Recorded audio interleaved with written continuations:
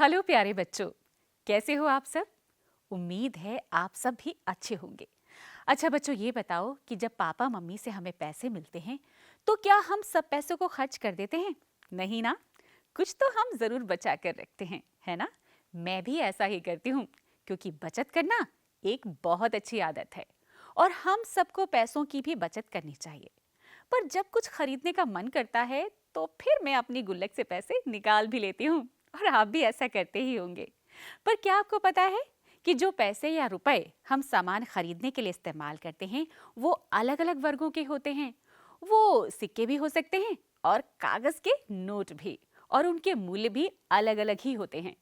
क्या आपको पता है कौन-कौन से मूल्य वर्ग होते हैं? तो बच्चों, आज आपको इन मूल्य वर्गों के बारे में हम बताएंगे। क्या बताएंगे? पर सबसे पहले आपको देखना होगा हमारी इस छोटी सी कहानी को, जहां रिया और साहिल खिलौने वाले रहीम काका से कुछ खरीदने जा रहे हैं।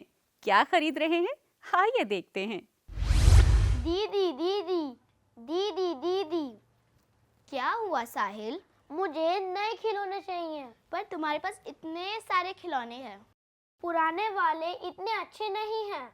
तुम्हें कौन कौन से खिलौने चाहिए? मुझे एक बॉल, एक हाथी और एक गाड़ी चाहिए। इतने सारे खिलौने? ठीक है, मैं तुम्हें खिलौने दिलवाती हूँ, पर हमें सोच समझ के पैसे खर्च करने चाहिए। ठीक है, मैं अपनी गुल्लक लेकर आती हूँ और देखती हूँ कि कितने पैसे हैं मेरे पास।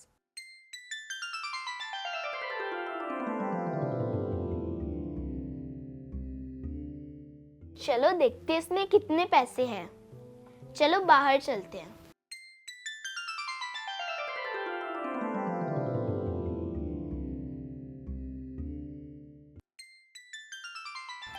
चलो देखते हैं इसमें कितने पैसे हैं। मैं सिक्के गिनूंगी और तुम नोट गिनोगे। ठीक है दीदी।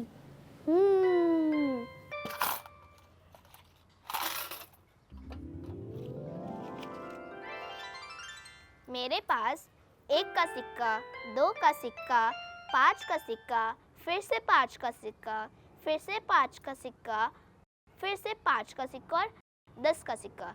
बताओ मेरे पास कितने पैसे हैं? 1 का सिक्का, 2 का सिक्का, 5 का सिक्का, फिर से 5 का सिक्का, फिर से 5 का सिक्का, फिर से 5 का सिक्का, 10 का सिक्का। सोचो सोचो। 33 रुपए। साहिल, तुम्हारे पास कितने नोट हैं?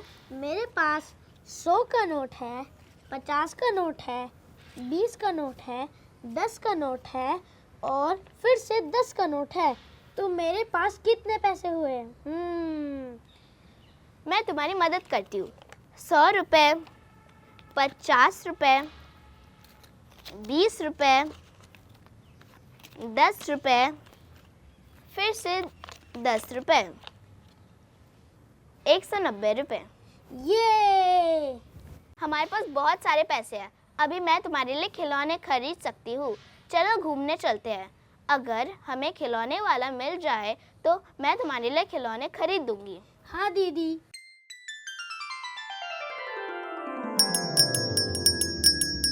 खिलौने वाला, खिलौने वाला। रहीम काका, रहीम काका।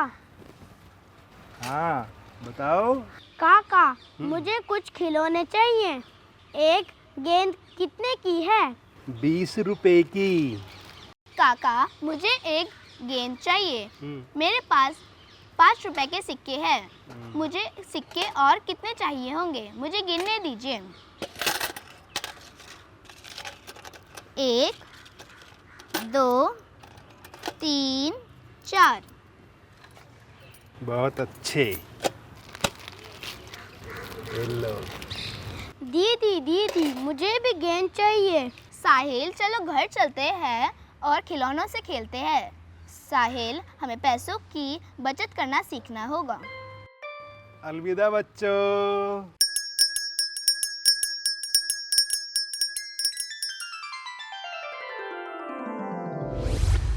तो देखा बच्चों आपने, रिया और साहिल दोनों कितने समझदार निकले। रिया ने गेंद खरीदी तो साहिल भी गेंद ही खरीदना चाहता था, पर यहाँ रिया ने दिखाई अपनी समझदारी और साहिल ने भी बहन की बात मानी और नहीं की अपनी मनमानी। तो बच्चों, रिया की तरह हम सबको भी पैसों की बचत जरूर करनी चाहिए और समझदारी से पैसों को खर्च करना चाहिए।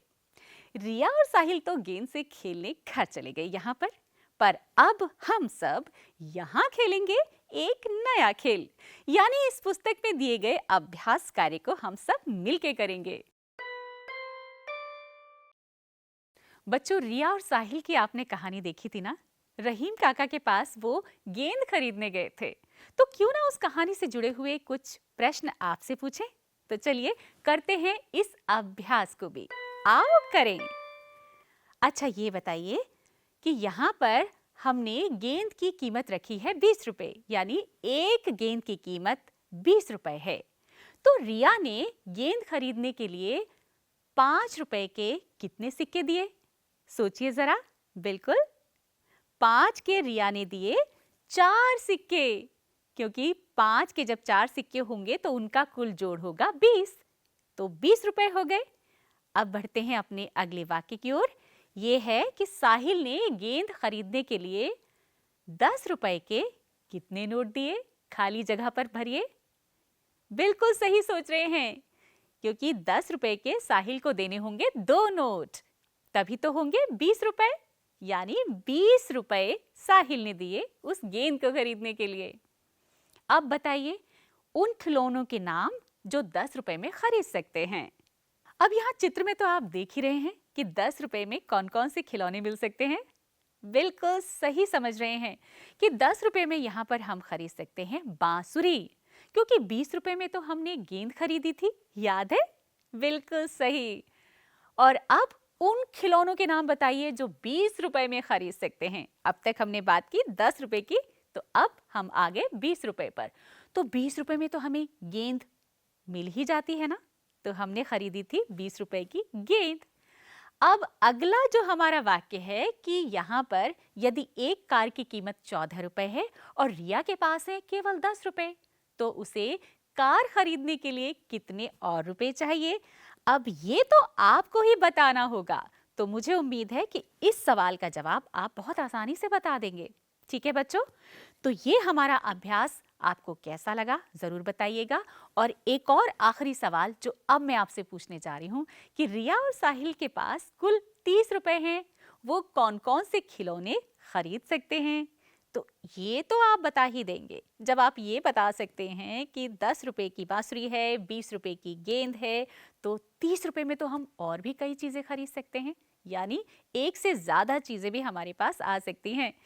तो ये सारे सवाल आपके लिए। यहाँ पर कुल रुपयों का जोड़ पता करके उचित विकल्प पर सही का चिन्ह लगाइए, ये लिखा हुआ है। तो इसी तरह हमें ये पूरा भी करना है। देखिए, सबसे पहले यहाँ दिए हुए हैं 1-1 के 2 सिक्के और एक है 5 का सिक्का।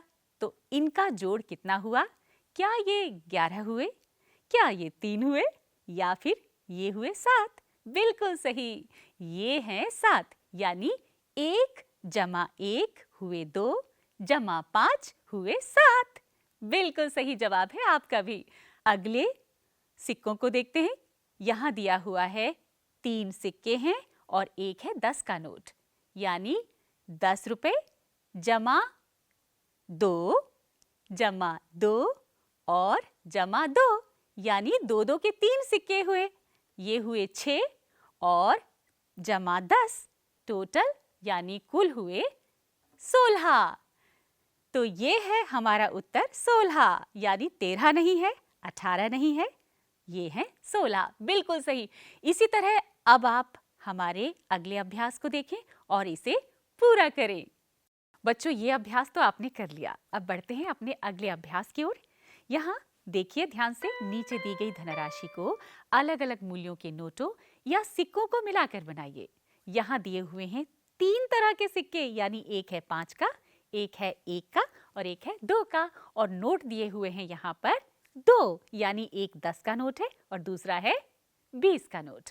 अब यहाँ जो नीचे बॉक्स दिए हुए हैं खाली, यहाँ पर आपको सिक्के और नोट दोनों को मिलाकर कुल संख्या बतानी है। यानी अगर खाली दिया हुआ है 10 तो 10 में क्या क्या आएगा? चाहे तो आप एक नोट भी रख सकते हैं या फिर 5-5 के 2 सिक्के भी रख सकते हैं।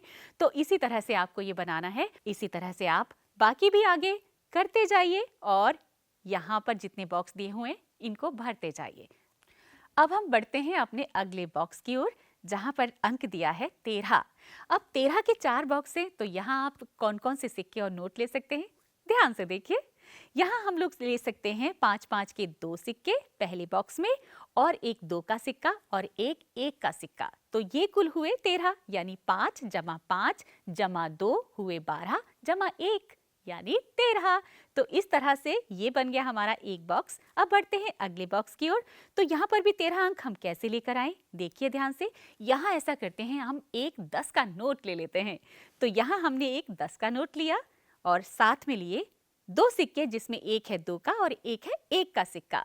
तो 10 जमा 2 हुए 12 जमा 1 हो गए 13। तो इस तरह से ये 13 की संख्या बन गई। अब हम नीचे तीसरे बॉक्स की तरफ जाते हैं। तो यहाँ पर हम और विविधता ला सकते हैं यानी वैरायटी ला सकते हैं। तो देखिए अब हम ऐसा करते हैं, यहाँ पर 2 के सिक्के थोड़े ज्यादा ले लेते हैं। देखिए 2 के हमने लिए कुल 6 सिक्के तो ये हो गए 12 और एक लिया 1 का सिक्का यानी 2 जमा 2 जमा 2 हो गए 6 जमा 2 8 जमा 2 10 और जमा 2 12 और उसमें जोड़ा 1 का सिक्का तो ये हो गए 13। है ना कितना मजेदार खेल? तो खेल खेल में हमें सिक्कों के बारे में भी कितनी जानकारी मिल रही है बच्चों। अब हमारा आया आखिरी बॉक्स। यहाँ पर भी हम 13 का अंक लेकर आते हैं। कैसे? यहाँ ऐसा करते हैं, हम लोग एक लेते हैं हम 5 का सिक्का और एक लेते हैं 2 का सिक्का तो ये हो गए 7 और 2 लेते हैं हम 1 के सिक्के यानी ये हो गए 9 और फिर लेते हैं 2 के और सिक्के यानी 9 और 4 13। कुल मिलाकर हमने लिए 2 के 3 सिक्के और 1 5 का सिक्का और 2 1 के सिक्के। तो यहाँ तो हमने खूब सारी वैरायटी ले ली है। तो ये कुल संख्या हो गए 13। तो बच्चों इस तरह से हमने अलग अलग सिक्के, अलग अलग नोट, इन सब को मिलाया तो ये हमारे बॉक्सेस में फिट हो गए यानी बैठ गए। और अब ये जो 8 नंबर है ये तो आपके लिए बहुत आसान है ना। तो बच्चों ये था हमारा आज का अध्याय जहां आपने आज जाना कि हमारे जो मूल्य वर्ग होते हैं वो कौन कौन से होते हैं। और आज हमने बात की बहुत सारे सिक्कों की, नोटों की, जहां हमने 1 का सिक्का, 2 का सिक्का और 5 का सिक्का देखा और साथ ही साथ हमने नोट देखा 10 का और 20 का। मुझे उम्मीद है कि आपको हमारा ये अभ्यास बहुत पसंद आया होगा। पर हमें एक चीज और ध्यान रखनी है कि हमें करनी है बचत, यानी धन की बचत करना अच्छी आदत है। आप सब जानते हैं हमें मम्मी पापा से जो भी पैसे मिलते हैं हम उन सब पैसों को एक गुल्लक में इकट्ठा कर सकते हैं और जब जरूरत हो तब ही उन पैसों का इस्तेमाल करना चाहिए। और कहते हैं ना कि छोटी छोटी बचत एक बहुत बड़ी बचत बन जाती है। आप चाहें तो 2 रुपए, 5 रुपए, 10 रुपए भी बचा सकते हैं और फिर एक दिन देखेंगे, देखिए कितने सारे पैसे हमारे पास इकट्ठे हो गए और फिर उन पैसों से आप एक बड़ा सा सामान भी खरीद सकते हैं। भाई बचत करना तो वाकई में बहुत अच्छी आदत है। मुझे उम्मीद है कि ये अच्छी आदत आप अपने अंदर जरूर लाएंगे और अपने दोस्तों के साथ भी साझा करेंगे। तो आज के लिए मेरा जो अभ्यास था आपके साथ बस इतना ही। उम्मीद करती हूँ ये सारी एक्टिविटीज, ये सारे अभ्यास आपको बहुत पसंद आए होंगे। अब मैं चलती हूँ वापस, फिर मिलूंगी आपसे। तब तक के लिए खुश रहिए, मुस्कुराते रहिए।